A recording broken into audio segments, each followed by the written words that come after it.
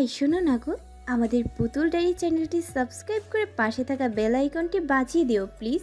আর গল্পটি ভালো লাগলে অবশ্যই লাইক কমেন্ট করে শেয়ার করে দিও।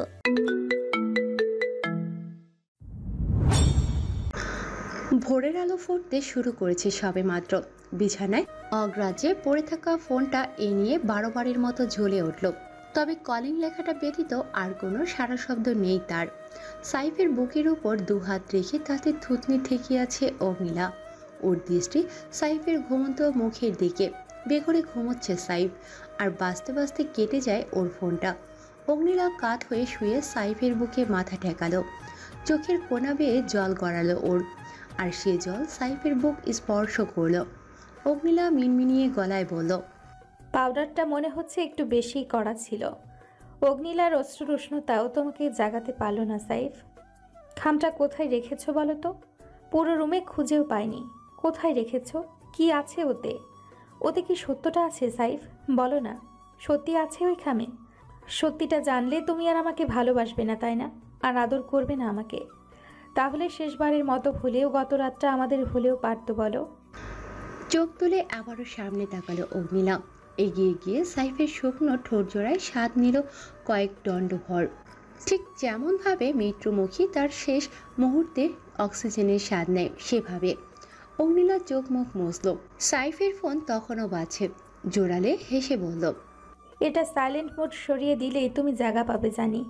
এটা রিংটন শুনলে আর কোনো প্রকার ওষুধ তোমাকে ঘুমোতে রাখতে পারবে না। আবারও সাইফের বুকের উপর শুয়ে পড়ল অগ্নিলা। পিঠে থাকা চুল এক পাশ দিয়ে উন্মুক্ত রাখলো পিঠটা। এক হাত বাড়িয়ে ফোনের দিকে না তাকিয়ে সাইফের ফোন হাতে দিল ও। তারপর সাইলেন্ট মোড সরিয়ে দিল।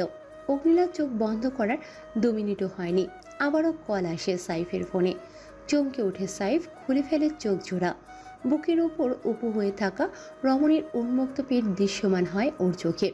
তৎক্ষণাৎ আগ্রহ জাগে সে পিঠে ঠোঁট ছুঁয়ে দেওয়ার, কিন্তু মস্তিষ্ক বাধা দেয় ওকে। কর্ণকুহরে আসা রিংটোনের শব্দটা ওকে তাড়না দেয় ফোনের প্রতি মনোযোগী হওয়ার। সাইফ খাড় ঘুরিয়ে ফোনের দিকে তাকায়। হাতে নিয়ে আগে স্ক্রিনের বাঁ কোণে থাকা সময়টায় চোখ বোলায়। সকাল 6টা। সাইফ অবাক হয় এতক্ষণ ঘুমিয়ে থাকা নিয়ে। আরও আগে ওঠার কথা ছিল ওর। অগ্নিলাকে এক হাতে জড়িয়ে সাইফ কল রিসিভ করলো এবারে। ওপাশ থেকে তখন আওয়াজ এলো, স্যার কোথায় আপনি? কতবার কল করেছি আপনাকে। ভোরবেলা ভার্সিটির ছাত্রী হলের পেছনে চঞ্চলের ডেড বডি পাওয়া গেছে স্যার। কেউ খুবই বিশ্রীভাবে খুন করেছে ওকে। আপনি জলদি চলে আসুন। সাংবাদিকরা যখন তখন ক্রাইম সিনে চলে আসতে পারে। চঞ্চলের মৃত সংবাদ শুনতেই যেন সবটা ধাঁধিয়ে গেল সাইফের। গত দিনেই সবুজের গার্লফ্রেন্ডের খোঁজ পেয়েছে ও। সবুজের খুনের পর থেকে নিখোঁজ ছিল মেয়েটা। সাইফ নিশ্চিত সে মেয়ের সবুজের খুন নিয়ে সবটা জানা আছে। আজকে তাকে ক্রস কোশ্চেন করে আসল সত্যিটা বের করে আনতে চেয়েছিল ও। এরই মাঝে চঞ্চলের খুন। চোখ বন্ধ রেখে অগ্নিলা শুনছিল সবটা। সাইফ ওকে বুক থেকে সরিয়ে উঠে বসলো। ফোনে শুধু বলল, আসছি আমি। কল কেটে জোরে জোরে শ্বাস ফেলতে লাগলো সাইফ। রাগে শরীরটা যেন জ্বলে যাচ্ছে ওর। নিজের ব্যর্থতার জন্য নিজেকেই আঘাত করতে ইচ্ছে করছে ওর। মাথায় জটলা পাকাচ্ছে প্রশ্নরা। ছাত্রী হলের পেছনে চঞ্চলের লাশ কেন? কে মারলো ওকে? এটাও কি সেই সিরিয়াল কিলারের কাজ? বিছানা ছেড়ে নেমে আগে অগ্নিলার সাইড ব্যাগে হাত দিল ও। বাসা ভর্তি মানুষের মাঝে খামটা রাখার জন্য এটাই উপযুক্ত জায়গা বলে মনে হয়েছিল ওর। তারপর টেবিল থেকে নিজের ওয়ালেটটা হাতে নিল। অগ্নিলার দিকে তাকিয়ে দেখে ও ঘুমোচ্ছে। সাইফ এগিয়ে এসে অগ্নিলার কপালের চুল কানে গুঁজে দেওয়ার ভঙ্গিতে বলল। ঘুম ঘুম চোখে চাইল অগ্নিলা। সাইফ বলল, বেরোচ্ছি আমি। অগ্নিলা উঠে বসে আলতো করে গলা জড়িয়ে ধরে সাইফের। সাইফ ওর চুলে হাত বোলাতে বোলাতে অনুভব করল হাতের বাঁধন আরো দৃঢ় হচ্ছে অগ্নিলার। একটু ছোট্ট শ্বাস নিয়ে বলল, আমাকে যেতে হবে নীলা। সাইফের গলায় নাক ডুবিয়ে বড় বড় শ্বাস নিয়ে বুক ভরে ঘ্রাণ নিল অগ্নিলা। ওর বারবার মনে হচ্ছে এই শৈলের ঘ্রাণ ওর বেঁচে থাকার উপায় হয়ে দাঁড়িয়েছে। এছাড়া বাঁচবে না ও। কিন্তু সেই সঙ্গ ওর চিরস্থায়ী না। শুকনো ঢোক গিলে সাইফকে ছেড়ে দিল অগ্নিলা। সাইফ উঠে দাঁড়ালো, ওর গালে এক হাত রেখে বলল, যা বলছি মনোযোগ দিয়ে শোনো প্লিজ। ক্যাম্পাসে আবারও অঘটন ঘটেছে, আর আমি চাই না তার কোনো রকম প্রভাব টুকির বিয়েতে পড়ুক। তুমি একটু সবাইকে বলে দেবে ক্যাম্পাসে কি হয়েছে না হয়েছে, তা নিয়ে যেন কোনোরূপ আলোচনা না হয় এই বাসায়। অগ্নিলা মাথা দুলিয়ে হ্যাঁ বোঝালো। সাইফ আরেকটু আকুলতা নিয়ে বলল, আমি না ফেরা অবধি এদিকটা সামলাতে পারবে না নীলা? ওর হাত দু হাতে ধরে হ্যাঁ বোঝালো অগ্নিলা। সাইফ মৃদু হাসলো, এবারে বলল, বরপক্ষ আসার আগেই ফিরবো, আসছি। একদণ্ড না দাঁড়িয়ে বেরিয়ে গেল সাইফ। বোনের ঘরটায় গিয়ে দেখে দুজন বৃদ্ধাসহ একই বিছানার এক পাশে ঘুমিয়ে আছে স্নিগ্ধতা। এক হাতে এক বৃদ্ধাকে জড়িয়ে রেখেছে। সাইফের চোখ যায় ওর আরেক হাতের তালুতে। মেহেদির টকটকে লাল হরফে সেখানে শারাপের নাম লেখা। মৃদু হাসলো সাইফ। আস্তে ধীরে গিয়ে স্নিগ্ধতার কপালে চুমো দিল ও। তারপর বাসা থেকে বেরিয়ে গেল। ব্যালকনি থেকে সাইফের গাড়িটাকে চোখের আড়াল হতে দেখলো অগ্নিলা। দুফোঁটা চোখের জল ফেলে ফোনটা কানে তুলে বলল, ভাবতেও পারিনি সাইফ খামটা আমারই সাইড ব্যাগে রাখবে। এবার আর ওকে আটকাতে পারলাম না। আসন্ন তাণ্ডবের পূর্বাভাস পেয়েও সেটাকে থামাতে পারলাম না। সরি। জঙ্গলের মতো বড় ঝোপটার ভেতরে পড়ে আছে চঞ্চলের দেহ। ঝোপটা মূলত বেতের। বড় বড় বেত কাটার আছড়ে ছিঁড়ে একাকার হয়ে গেছে চঞ্চলের পরনে থাকা গেঞ্জি আর হাফ প্যান্ট। বাদ যায়নি ওর দেহটাও। ঝোপ থেকে কয়েক হাত দূরে শক্ত মুঠো করে দাঁড়িয়ে আছে সাইফ, আর ওর কয়েক হাত পেছনে মিডিয়ার লোকজনের ঢল। তবে ক্যামেরা আর সাংবাদিকদের উচ্চ আওয়াজ কানে আসছে না ওর। তীক্ষ্ণ দৃষ্টিতে মৃতদেহটার দিকে তাকিয়ে আছে ও। চঞ্চলের দেহটা বেতের কাটার সাথে অনেক বেশি জড়িয়ে আছে। কয়েকজন মিলে ঝোপটা কেটে ওটা বের করে সামনে রাখলো ওর। মৃতদেহের এমন অবস্থা দেখে সেখানে থাকা দুজন পুলিশ ছুটে সরে গেল। বমি হয়েছে তাদের। বাকিরা নাক মুখ চেপে ধরে দাঁড়ালো। পেছনে সাংবাদিকরাও মৃতদেহ দেখতে রীতিমতো উন্মাদ হয়ে আছে। সাইফ গভীর চাহনিতে চোখ বোলালো চঞ্চলের পুরো শরীরটায়। অত্যাচারের চিহ্ন ওর দেহের প্রতি বর্গ সেন্টিমিটারে। মাথা থেকে শুরু করে পায়ের তালু অবধি। কপালের উপরে চামড়া এমনভাবে উপড়ানো যেন চুলগুলো উপড়াতে গিয়েছিল কেউ। চোখে নখ বসিয়ে রক্তাক্ত করে দেওয়া হয়েছে। ঠোঁটে ধারালো কিছু দিয়ে আড়াআড়ি দাগ কাটা হয়েছে। গালেও নখ বসানোর মতো দাগ। গলার দিকে চামড়ায় 10-12টার মতো স্টেপলারের পিনের অস্তিত্ব। খুনি ওর দু হাতের কোনোই এমনভাবে মুচড়ে দিয়েছে যে হাতের ওপর পিঠ নিচে আর নিচের পিঠটা ওপরের দিকে হয়ে আছে। আঙুলের নখ অর্ধেকের মতো কাটা। বুক থেকে নাভি বরাবর চাকুর লম্বালম্বি গভীর আঘাত। এতটাই গভীর যে রক্ত জমাট বাঁধা স্থির হৃৎপিণ্ডটা স্পষ্টই দেখা যায়। পায়ের গিট ফেটে রক্ত জমে আছে। নখগুলোও থেতলানো। তাছাড়া বেতের কাটার আঁচড় তো আছেই। সাইফ কেবল ঠান্ডা আওয়াজে বলল, বডি ফরেন্সিকে পাঠাও। দ্রুততার সাথে চঞ্চলের দেহটা স্ট্রেচারে তোলা হলো। সাদা কাপড়ে ঢেকে রাখা শরীরের হাতটা নজরে পড়ল সাইফের। দুজন কনস্টেবল স্ট্রেচার সরাতে গেলে ও উঁচু আওয়াজে বলল, ওয়েট। ওরা থামলো।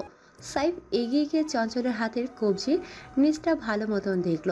সেখানে অর্ধচাঁদের ট্যাটুর মতো কিছু, আর তার উপরে অসংখ্য সুচালো আঘাত। সাইফের মনে পড়ল ওর 3 নম্বর কেসটার কথা। একই চিহ্ন সেই ছেলেটার বডিতেও পেয়েছিল ও। আর তারেকের কানের পেছনেও ছিল এই দাগ। চঞ্চলের হত্যাকারীও সেই একই ব্যক্তি। এ নিয়ে আর কোনো রকম সন্দেহ রইল না সাইফের। কিন্তু 7টা খুনের মধ্যে শুধুমাত্র 3টে বডিতে এই চিহ্ন কেন? কখন করা এগুলো? খুনের আগে নাকি পরে? ইশারায় বডিটা নিয়ে যেতে বলল ও। তারপর চোখ তুলে তাকালো সামনের ছাত্রী হলের দিকে। পাশের একজন পুলিশ বলল, স্যার, এই চঞ্চল বোরখা পরে মেয়ে সেজে হলে ঢুকেছিল। একজনকে রেপ করার চেষ্টা করেছিল। ওই মেয়েটা ভয়ে জ্ঞান হারায়, আর ওর রুমমেট সনবান বাঁচাতে চঞ্চলকে মেরে দিয়েছে। সাইফ এক পলক তাকালো তার দিকে। ছেলেটা যতটা আগ্রহ নিয়ে বলেছিল পুরোটাকেই দমিয়ে দিল যেন। এবারে আমতা আমতা করে বলল, খুনটা যে ও নিজে করেছে সে কথা মেয়েটা নিজে স্বীকার করেছে স্যার। হলের একটা মেয়ের নামও যেন নিউজে না যায়। কড়াভাবে বলে সাইফ এক মুহূর্তের জন্য দাঁড়ালো না। সোজা চলে আসলো হলের ভেতরের মেডিকেল সেন্টারে। এক মহিলা দেখিয়ে দিয়ে বললেন ওই মেয়েটা। সেখানের বেডে অনুকে চোখ বন্ধ করে পড়ে থাকতে দেখে পায়ের নিচের মাটি সরে যায় সাইফের। একটু থেমে আরও দ্রুত অনুর কাছে এগোয় ও। অনুকে স্লাইন দেওয়া হচ্ছে। যে মেয়েটা ওর কাছে স্নিগ্ধতম, তার সাথে কত বিশ্রী কিছু ঘটতে যাচ্ছিল ভেবে শরীর জ্বলে উঠল সাইফের। মৃদু স্বরে অনুকে দুবার ডাকলো ও। ডাক শুনে চোখ মেলল অনু। সাইফকে দেখেই শব্দ করে কেঁদে দিল ও। ওকে কাঁদতে দেখে সাইফের চোখ জোড়াও রক্তাক্ত হয়ে উঠেছে। মুখে বলল, কি ঘটেছিল অনু? অনু কাঁদতে কাঁদতে বলতে থাকে সবটা। ওদের বাসা থেকে হলে ফেরা, ক্লান্তিতে দরজা লক না করে শুয়ে পড়া, রাতে একটা সময় উঠে রুমে মোহিনী আর চঞ্চলকে দেখা, আর চঞ্চলের বাজে উদ্দেশ্য টের পেয়ে জ্ঞান হারানো। সবটা খুলে বলল ও। জ্ঞান ফেরার পর নিজেকে মেডিকেল সেন্টারে পেয়েছে এমনটাই বলল অনু। সাইফ আর কিছু বলল না, ওর মাথায় হাত বুলিয়ে দিয়ে বলল, রেস্ট নাও। বেরিয়ে আসছিল সাইফ। অনুকে ভাইয়া বলে ডাক লাগালো। সাইফ পেছন ফিরল। অনু অসহায়ভাবে বলল, স্নিগ্ধা কাল রাতে আমাকে আসতে বারণ করেছিল, ওর কথা শুনলে হয়তো। বলেই হু হু করে কেঁদে দিল অনু।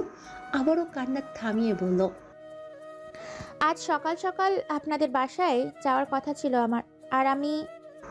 ওর দিকে নির্মলিত চোখে কিছুক্ষণ চেয়ে রইল সাইফ।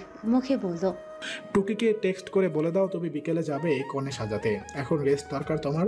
বিকেলে আমার গাড়ি নিয়ে যাবে তোমাকে, তুমি যাবে বিয়েতে। অনু মাথা উপর নিচ করল আর সাইফ হনহনিয়ে পা বাড়ল ওয়েটিং রুমে। সেখানে মোহিনীকে বসিয়ে রাখা হয়েছে। দুপাশে দুজন মহিলা পুলিশ, তিনজন কনস্টেবল। সাইফ সোজা গিয়ে মোহিনীর সামনে চেয়ারে বসল, তবে মোহিনীর চোখ তুলে তাকালো না। সাইফ ওকে শীতল কণ্ঠে শোধালো, কাল রাতে কি হয়েছিল মিস মোহিনী? চঞ্চল ভাই মেয়ে সাজে ছাত্রী দলে ঢুকেছিল, অনুকে জোর করতে চেয়েছিল। ওই পশুটাকে থামানোর কোনো উপায় দেখিনি, তাই মেরে দিয়েছি। এক ধ্যানে নিজ দিকে তাকিয়ে গড় গড় করে বলল মোহিনী। সাইফ বেশ বুঝল প্রতিটা শব্দ মিথ্যে বলে। রাজনীতির জোরে চঞ্চলের সাথে মোহিনীর ওঠা বসা আছে, এটা ভালো মতোই জানে ও। তাছাড়া অনুও বলেছে মোহিনী স্থির ছিল রুমে। তার মানে অনু অজ্ঞান হওয়ার পর তৃতীয় ব্যক্তি কেউ তো ছিল, যে কিনা চঞ্চলকে মেরেছে আর মোহিনীকে বাধ্য করেছে এমনটা বলতে। সাইফ ইশারা করলো উপস্থিত সবাইকে বেরিয়ে যাবার জন্য।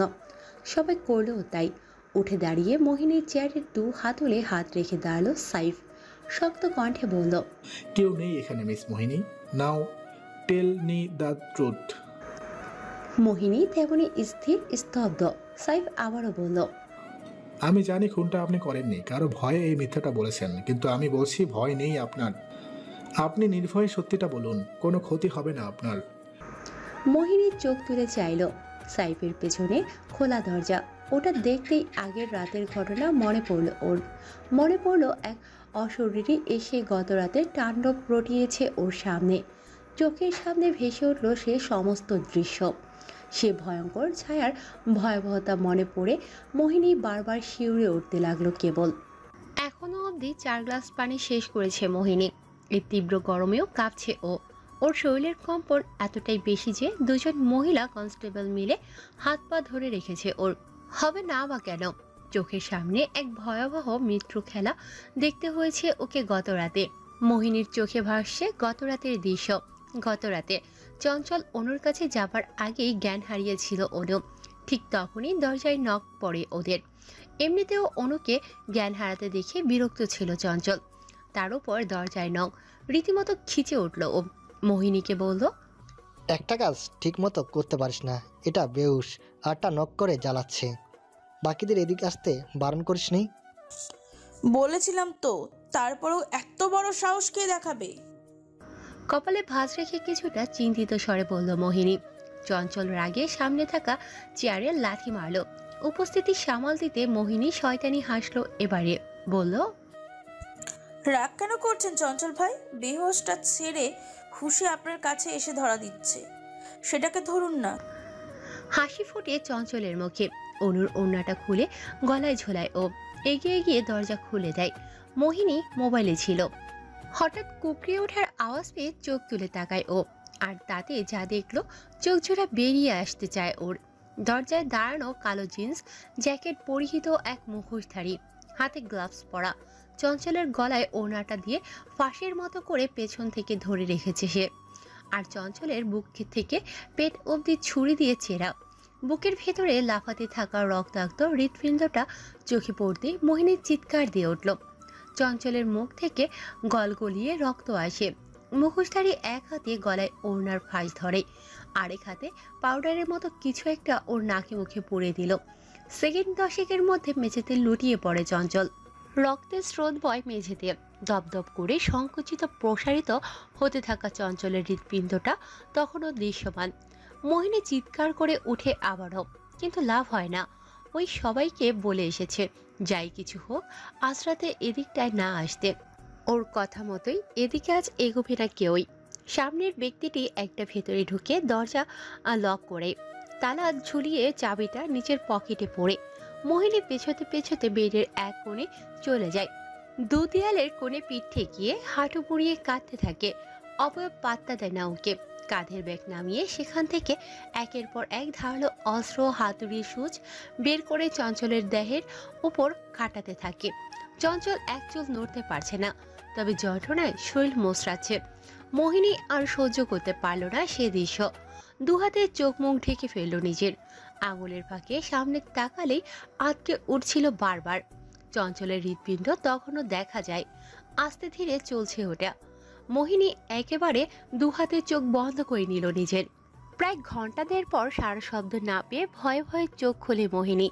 দরজা খোলা, আর ঘরে তখন এক বিছানায় ও আর অজ্ঞান হয়ে নিজের বিছানায় পড়ে থাকা অনু। মেঝেতে রক্তের বন্যা, ছুরিসহ বাকি সব অস্ত্রও রাখা। রক্তের দাগ দরজা দিয়ে বাইরে চলে গেছে। মোহিনী কাঁপতে কাঁপতে বিছানা থেকে নিচে নামে। রক্তের দাগ বলছে চঞ্চলের দেহটাকে টানতে টানতে বাইরে নিয়ে যাওয়া হয়েছে। মুখ চেপে ধরে আবারও কেটে দিল ও।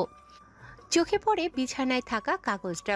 সেখানে লেখা, যদি খুনি হিসেবে নিজেকে প্রমাণ করতে পারো তো খুন হবে না, নইলে পৃথিবীর যে প্রান্তেই থাকো না কেন, যত দেরিতেই হোক না কেন, চঞ্চলের মতো নিজের কুকর্মের শাস্তি ঠিক তোমার কাছে পৌঁছে যাবে।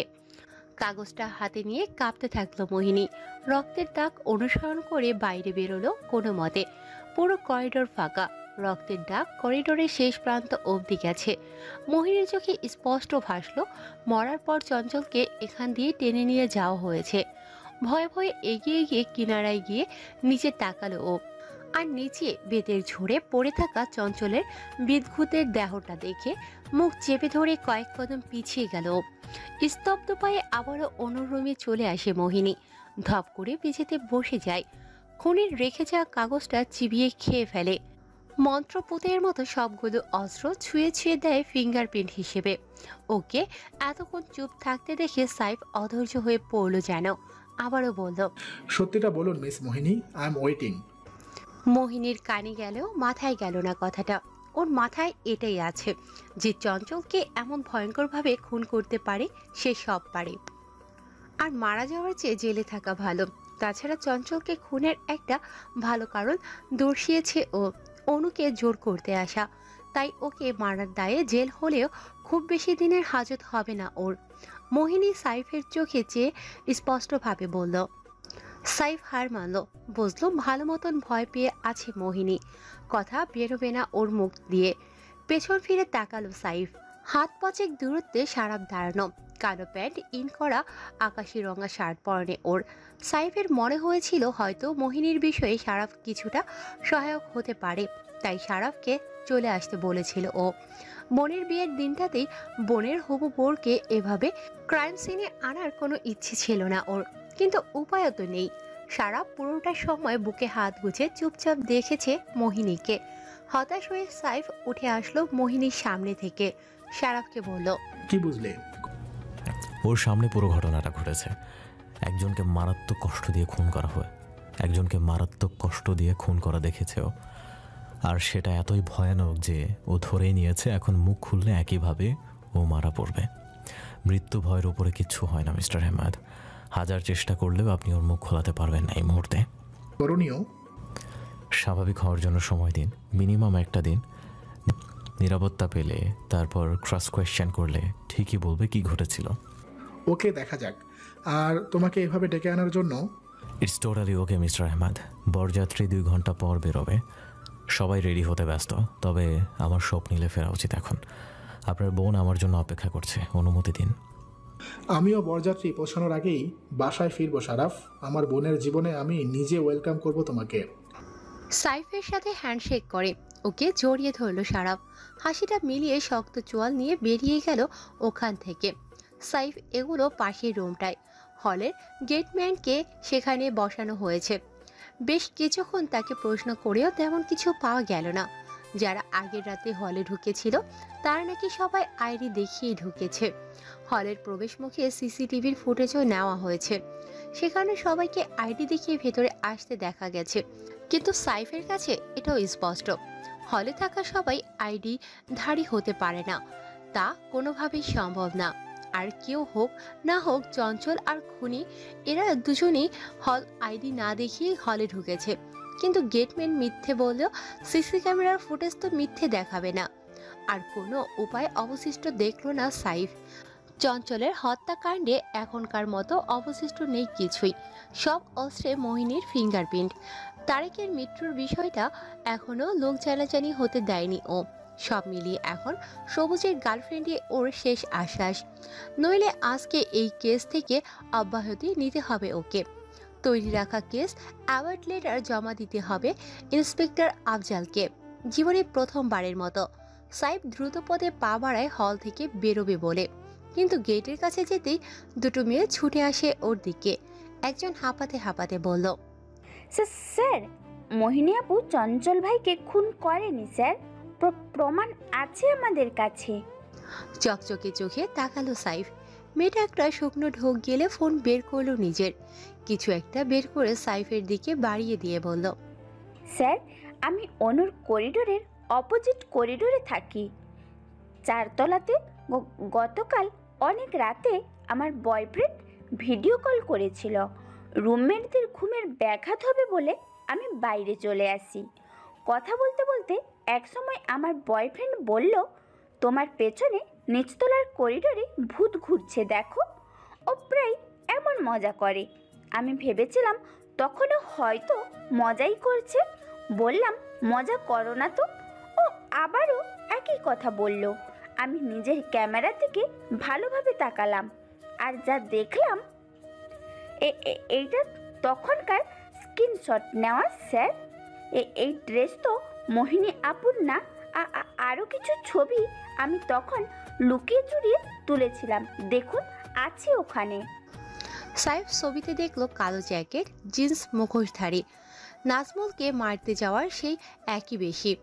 এক পা ধরে চঞ্চলের দেহটাকে করিডোরের মেঝেতে টানতে টানতে নিয়ে যাচ্ছে সে। তারপর ও নিথর দেহটাকে রেলিংয়ের উপর তুলে নিচে ফেলে দিল। শেষ ছবিটা দেখে সাইফের চোখ বেরিয়ে আসার উপক্রম। অবিশ্বাসী অশ্রুতে ভরে ওঠে তারা। কপালের পাশ বেয়ে ঘাম গড়ায় সাইফের, আর মুখ দিয়ে অস্পষ্ট স্বরে বের হয়, সারাফ। সাদা রঙের শেরওয়ানিটা পরে নিয়ে আয়নায় নিজেকে দেখল সারাফ। সব মিলে সবার পরনে হালকা ধূসর রঙের পরিধান। মেয়েরা বিছানায় বসে কানাঘোষা আর হাসাহাসি করছে। সারাফ সেন্ট নিয়ে হাতের কবজি আর গলায় স্প্রে করলো। বাবুকের কাছে শেরওয়ানির কারুকাজটা ঠিকঠাক করে নিল। আয়নায় মেহরুনের দিকে তাকিয়ে বলল, ভাইয়া কই ভাবি? এই তো। দরজায় তাকালো সবাই। সেখানে পাগড়ির কাপড়টা হাতে শাওন দাঁড়িয়ে। এগিয়ে এসে সারাফের সামনে দাঁড়ালো শাওন। সারাফ মাথা নিচু করলো। শাওন ওর মাথায় পাগড়ি বাঁধতে বাঁধতে নিচু স্বরে বলল, বেরিয়েছিলি? বিয়ের দিনটাতেও ক্রাইম সিনে যেতে হয়েছিল। শাওন এক পলক তাকালো ওর দিকে। সারাফের ঠোঁটের কোণে অদ্ভুত এক হাসি আর গ্রহীণ দৃষ্টি। সেটা শাওনের সুবিধের ঠেকল না। এ পরিবারের সবার চোখকে ফাঁকি দেওয়া গেলেও সবচেয়ে তীক্ষ্ণ দৃষ্টিচোরের আড়াল থাকার প্রচেষ্টা অনেক আগে থেকেই চালিয়েছে ও। শুধুমাত্র সারাফের কারণে ও দেশে ফেরার পরপরই হলের নিষিদ্ধ কার্যক্রম থামিয়ে দিয়েছিল ও। ভেবেছিল সারাফ বিয়েতে ব্যস্ত থাকবে, এরই মাঝে ও দেশে এসে নিজে হাতে গুছিয়ে নেবে। কিন্তু তার বিপরীতটাই ঘটেছে কেবল। প্রথমে তারেক নিখোঁজ, এখন চঞ্চলের খুন। মাথাটা ঝাড়া মারল শাওন। শারাফের পাগড়ি বাঁধা শেষ হলে চাদরটাও ঠিকঠাক মতো ভাঁজ করে ওর হাতে ধরিয়ে দিল। শারাফ সৌজন্য হেসে ফোন হাতে নিল নিজের, তারপর কল লাগালো স্নিগ্ধতার নাম্বারে।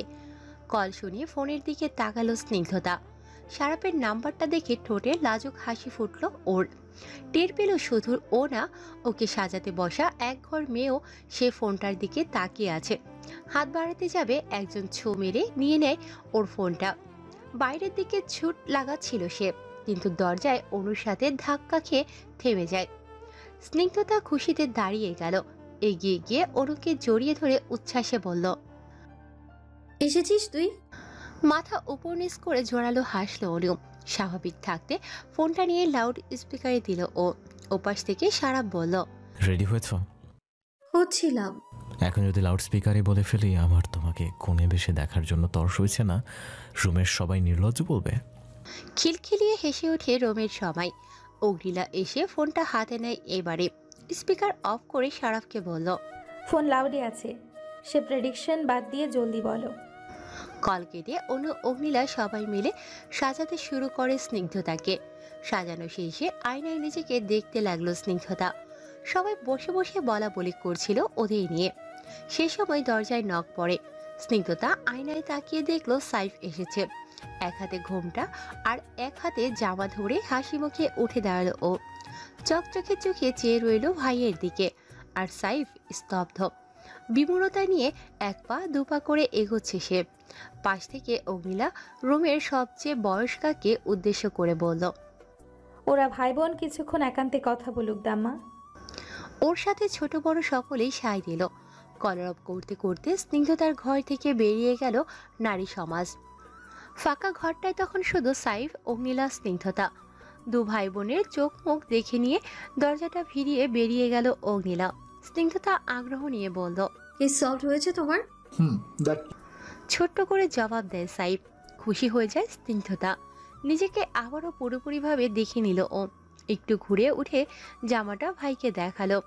আরো বেশি উৎসুক কণ্ঠে শুধালো, আমাকে কেমন দেখাচ্ছে ভাইয়া? সাইফের চোখ আবারও ভরে উঠল।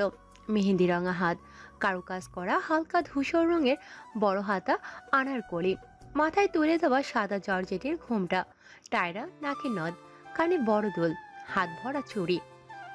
শুভ্রতায় মোড়ানো এই স্নিগ্ধতা ওর পৃথিবী। কিন্তু কেসের সত্যতা আজ সেই পৃথিবীকে তাণ্ডব আনতে উদ্যত। এই সত্যের ঝড়ে আজ ধ্বংস হয়ে যাবে সবকিছু। সাইফ শক্ত করল নিজেকে, হাত মুঠো করে কান্নাদের দমালো। হাতে থাকা ফোনটায় কিছু একটা বের করে সামনে তুলে ধরল স্নিগ্ধতার। জল ভরা চোখে দাঁতে দাঁত চেপে বলল,